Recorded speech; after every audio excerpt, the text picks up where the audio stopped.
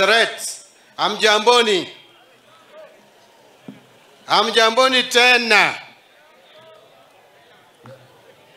Asanteni sana. Chamge.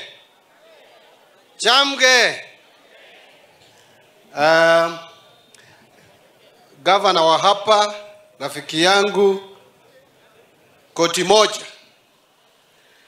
Na pia rafiki yangu Oscar Sudi ambaye tumekuwa naye bunge kwa miaka 7, na wabunge wengine, viongozi wenzangu na wananchi wa Kapseret. Wacha niseme tena mjamboni. Wakati ama muda imesonga, nitasema tu machache. Nilialikwa hapa na ndugu yangu Oscar Sudi, akaniambia lazima nikuje hapa kwa hii sherehe muhimu. Lakini sikujua itakuwa hivi.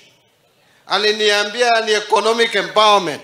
Kwa hivyo nilikuwa nafikiri ni harambee tu ya kawaida ya kuchangisha pesa kiasi ya kusaidia wamama wachache ama vijana wachache.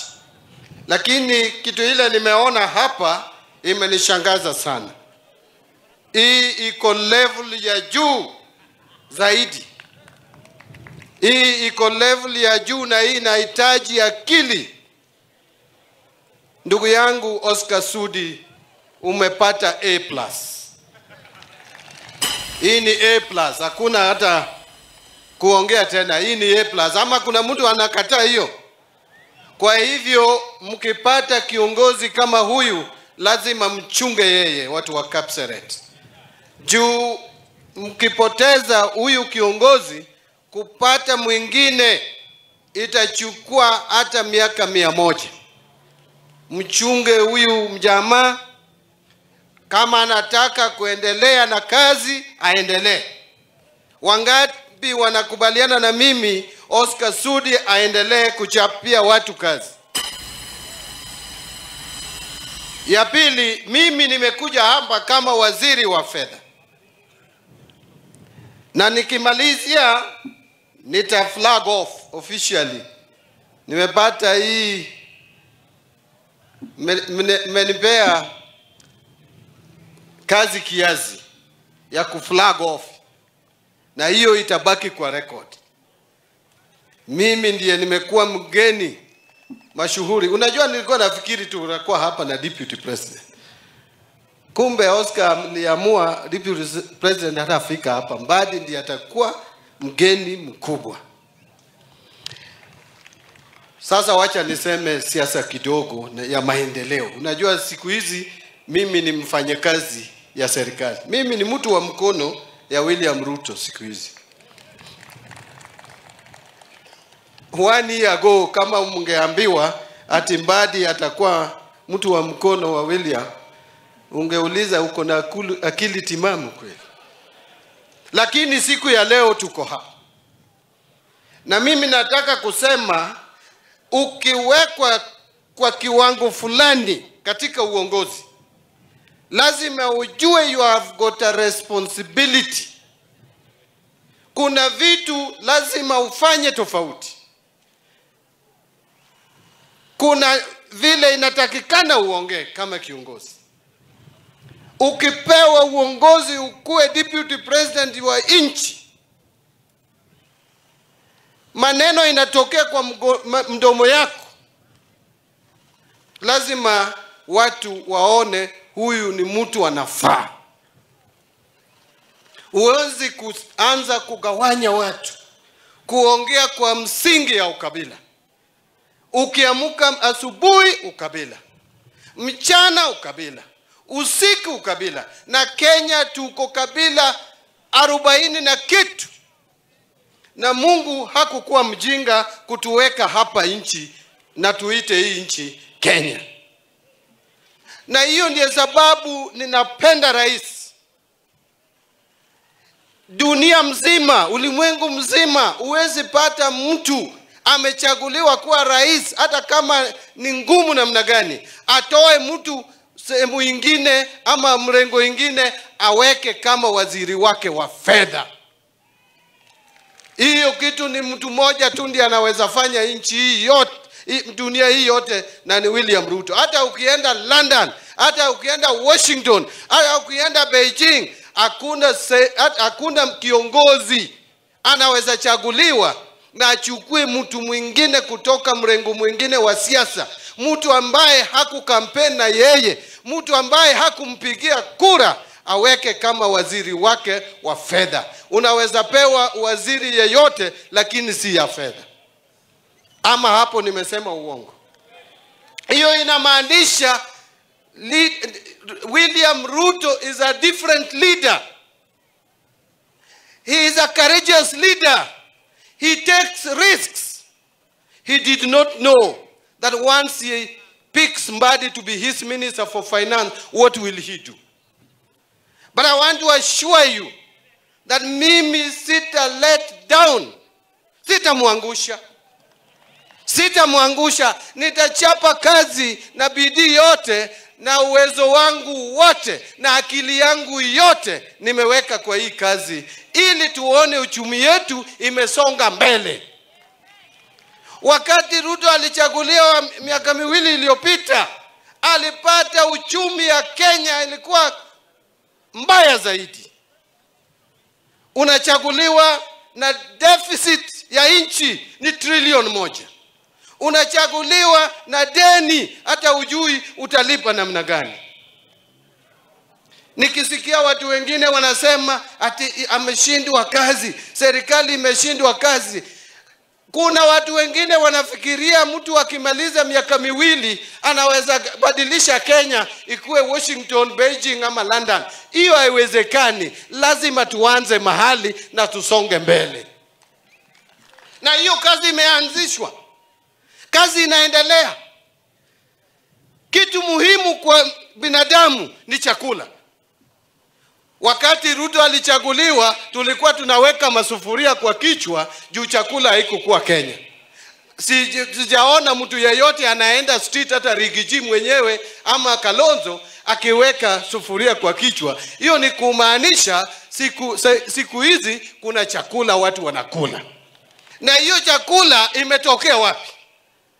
Serikali kuna na mpangilio ya kununua fertilizer na kusubsidize fertilizer, ili wakulima sasa wanapata fertilizer na bei rahisi, na wanapanda mahindi, na weather pia Mungu ametusaidia, tunavuna mahindi na chakula ya kutosha. Kuna mwenzangu aliongea hapa juu ya sugar. We have been importing sugar in this country. For the first time, Kenya is now registering and recording that now we are not importing sugar anymore. Very soon, we are going to export sugar. Maneno ya maisha, maneno ya health, matibabu. Wakati tulianzisha hii mtindo mpya ya SHA, kuna watu wengine wamepiga kelele, hii kitu haifanyi kazi, sijui turudi kwa NHIF. Na NHIF ilikuwa na udanganyifu, ilikuwa na uwizi, hata watu hawakuwa wanapata faida ya NHIF. Saa hii SHA imeanza kufanya kazi, wamenyamaza. Wakati vitu inaendelea vizuri, wananyamaza. Na kama kuna shida kidogo, kelele ya juu. Mtoto akizaliwa ataanza kutembea siku hiyo.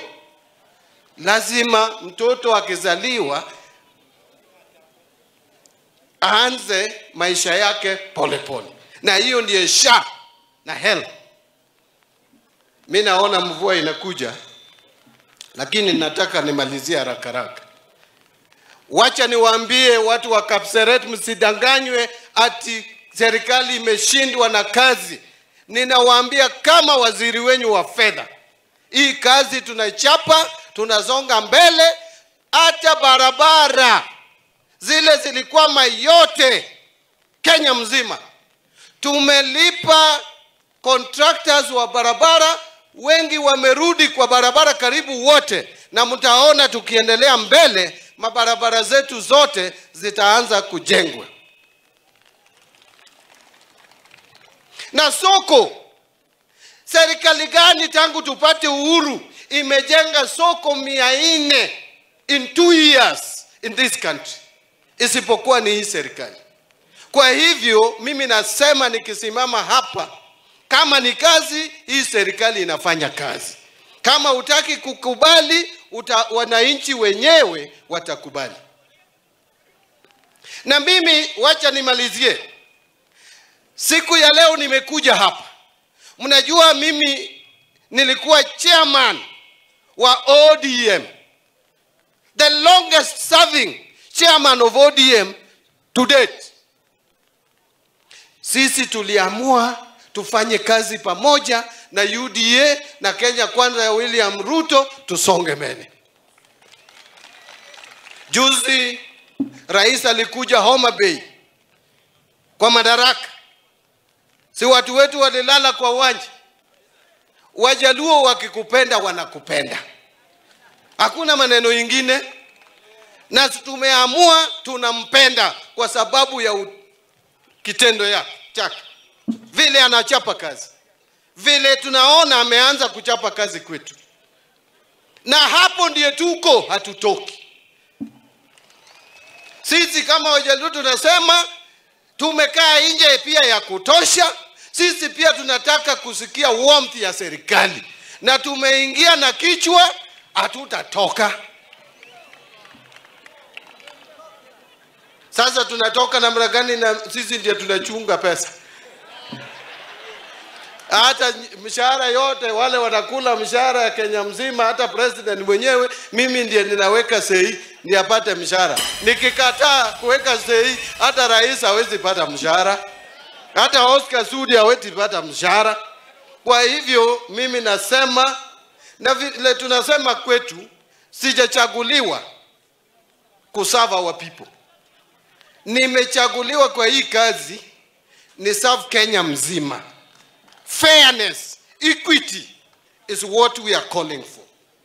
Just the same way some people have roads up to their homes, we want roads everywhere in the country of Kenya.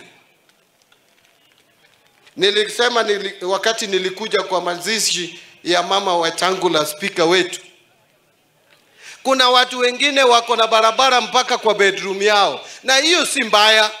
Hiyo ni haki yao. Kila mtu inatakikana kuwe na barabara mpaka bedroom yake. Lakini kuna wengine wanateseka. Inatakikana mruhusu wengine pia wapate barabara. Kama watu wanakwamilia hii barabara ya kutoka Naivasha kukuja Eldoret, we cannot be happy as a country. We must do it. We must make sure that that road is done. And that is why this coming month of July, ikichelewa sana August, President mwenyewe will break ground for the construction of Rironi Mau Summit Road to open up Western Kenya. And we will also do SGR from Naivasha, Kisumu, mpaka Malava. That is what we call development, and that is what we call equity, and that is what we call fairness. For the first time, Northeastern Province is getting a tarmac road from all the way from Meru, Isiolo, inaenda Garissa, Wajir, mpaka huko Mandera. 740 kilometers. Na mnasema serikali ya William Ruto imeshindwa na kazi. Mimi nataka nimalizie kusema sisi tuko pamoja na ndugu yangu Oscar Sudi. Ninataka kusema hongera. I want to congratulate you. You have done a wonderful job. Asanteni sana watu wa Kapseret. Nikirudi tena mtanikaribisha. Na mimi pia nitatoa kitu. Siwezi kukuja tu hapa bila. Nitapatia ndugu yangu hapa. Tukikaa pale chini, niko na pesa ya hawa watu wetu 1.5 milioni. Asanteni sana, Mungu. Nataka tupeane hii, lakini before